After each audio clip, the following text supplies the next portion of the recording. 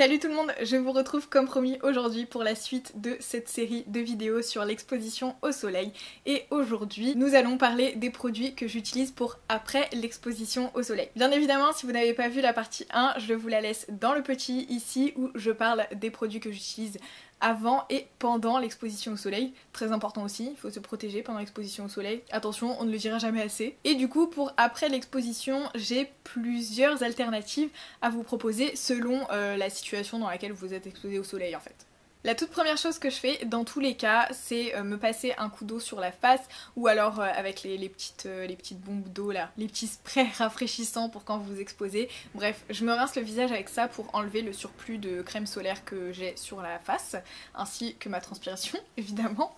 Et ensuite, je passe un coup de tonique Curactive. Donc c'est un spray, donc pas besoin de l'appliquer avec quelque chose en particulier. Vous appuyez dessus, hop, ça fait la petite brume sur votre visage. Et ce que j'aime énormément, c'est que l'ingrédient principal avant l'eau, avant tout autre ingrédient, c'est l'aloe vera et ça calme tout de suite votre peau si vous avez déjà un début de coup de soleil, ce qui n'est pas bien parce que ça veut dire que vous n'avez pas renouvelé votre crème solaire, mais passons là-dessus. Soit dans tous les cas, votre peau qui a été un peu échauffée au contact du soleil, ce qui est normal. Donc j'aime beaucoup ce tonique et surtout il permet aussi de rafraîchir et d'apaiser mon visage si jamais je ne rentre pas immédiatement chez moi après l'exposition au soleil et que je rentre pas nourrir, hydrater ma peau, etc. en profondeur. Autre produit un peu urgence, c'est du gel d'aloe vera, donc qui n'est pas totalement pur. Moi j'ai celui de la marque Pure Aloe qui se présente dans un flacon comme ceci et avec un petit flacon pompe en fait. Et encore une fois, c'est super pratique si vous avez des coups de soleil et vous n'avez pas renouvelé votre crème solaire,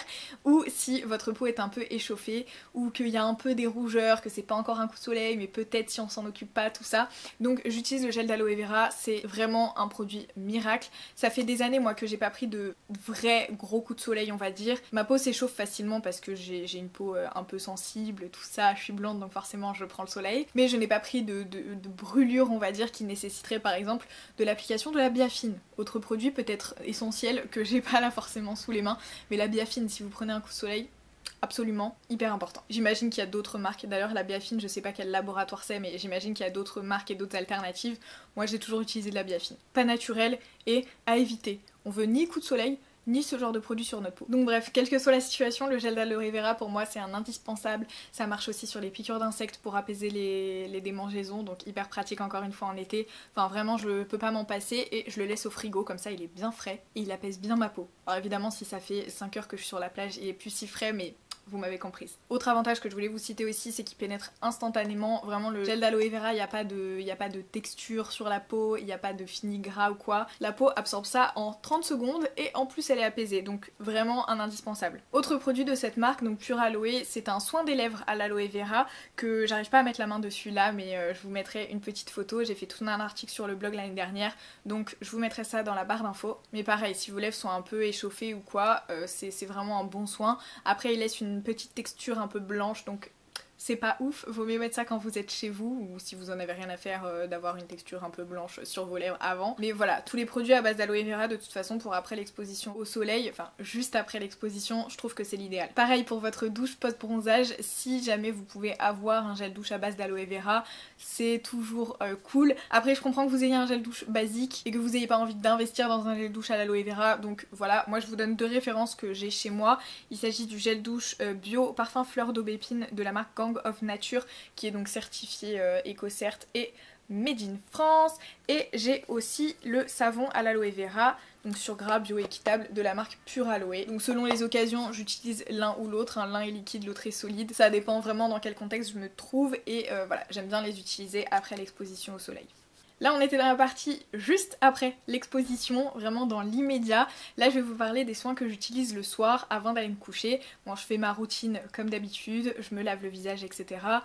Tout ça vous avez tout le détail dans d'autres vidéos que je vous mettrai dans le petit i. Mais pour les soins vraiment hydratants et nourrissants, j'utilise des choses un peu différentes. Pour le visage, j'utilise depuis des années maintenant l'Egyptian Magic. C'est un petit budget au départ, mais clairement vous en avez pour 1000 ans. Le mien ça fait, je sais pas depuis combien de temps que je l'ai, mais comme c'est à base de miel et que le miel ne se périme pas par définition, je la garde et en tout cas j'en vois toujours les bienfaits etc. Donc voilà, je vois pas de raison de l'acheter.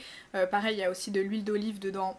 c'est pas forcément un truc qui se périme. Donc bref, je l'ai depuis super longtemps, je suis super contente de mon investissement, c'est un produit qui était très hype il y a quelques années, mais en fait, c'est juste une pépite quoi, c'est un indispensable, moi j'en ai toujours chez moi, vraiment, et je peux pas m'en passer, et d'ailleurs j'en profite le soir de mes journées bronzage pour en mettre aussi sur les lèvres, donc vraiment c'est un soin que je fais tout partout là, sur ma face, et c'est trop bien. Au réveil, la peau elle est juste nickel, pas du tout sèche, douce, repulpée, indispensable. Et pour le corps, j'utilise une huile sèche, je vais encore le redire encore une fois, mais en ce moment j'utilise l'huile de beauté universelle de Biovive, donc c'est celle-là que je vous montre, à savoir aussi que si vous avez regardé la première partie de cette petite série de vidéos, j'utilise pour mes cheveux, donc pendant l'exposition, une huile de bronzage de la marque Poreya, donc je vais vous la remontrer puisque c'est un produit qui est de base pour le corps, et donc l'huile sublimatrice de bronzage, je me disais bien que j'avais oublié un mot, donc c'est celle-ci qui peut très bien faire l'affaire aussi et qui a des actifs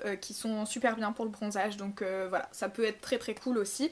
Et bien évidemment pour les jours après l'exposition, quand vous sortez sans vous exposer au soleil, les petites huiles pailletées, on adore. Moi perso, je mélange un peu de mica dans mes huiles sèches et ça fait très très bien l'affaire. En plus je peux choisir la teinte de mica que je veux, donc c'est le top. Et voilà, j'ai terminé pour ma routine après soleil, naturelle et bio. Comme d'habitude. J'espère que cette vidéo vous a plu, si c'est le cas n'hésitez pas à la liker, et encore une fois j'insiste, si vous n'avez pas vu la partie 1 sur les produits que j'utilise avant et pendant le bronzage, je vous invite à aller voir cette première partie, le lien sera dans la barre d'infos. Si vous voulez revoir ma tronche incessamment sous peu, et surtout si vous voulez voir l'ultime, la dernière vidéo de cette série dimanche, je vous invite à vous abonner, et moi en attendant la prochaine vidéo, je vous fais des bisous.